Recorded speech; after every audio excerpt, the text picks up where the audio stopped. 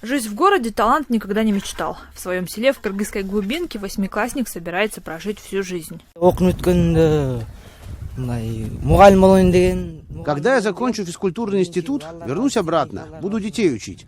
У нас же очень красиво. Люди хорошие, добрые, а воздух какой, и горы. Тут даже машины проезжают нечасто. На 100 домов ни одного айфона или айпада, интереснее гаджетов и сериалов для сельчан другое. Здесь, кстати, даже алкоголь запретили продавать. С тех пор, как в селе появилась хоккейная площадка, вся деревня занялась спортом. На лед встали даже матери-героини. В женской сборной амплуа главного нападающего досталось заучу местной школы. В прошлом году в Кыргызстане впервые прошел турнир по хоккею между женщинами. Играть в хоккей интереснее, чем просто кататься на коньках. В нашем селе на коньки встают с 3 лет.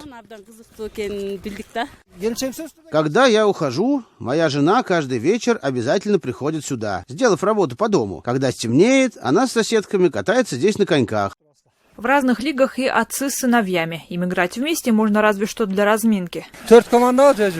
У нас 4 команды. Одна для таких, как мы, 2 команды из молодежи и еще одна команда из школьников. Если пропускаешь хотя бы один день тренировок, реально чувствуешь, что набираешь вес. Его 9-летний сын за матчами с участием отца чаще наблюдает. Играть вместе не позволяет регламент, его тут соблюдают строго. Но болеть за Джакшылык отец приходит всегда. Команда отца всегда выигрывает. Я прихожу на тренировки от случая к случаю, потому что тут играют старшие ребята. Но я очень люблю хоккей. У нас очень небольшая школа, спортзала нет, поэтому зимой было очень сложно. На улице холодно, а в классе скучно. Поэтому парень, спонсор из нашего села, выкупил землю, освещение поставил, купил нам форму.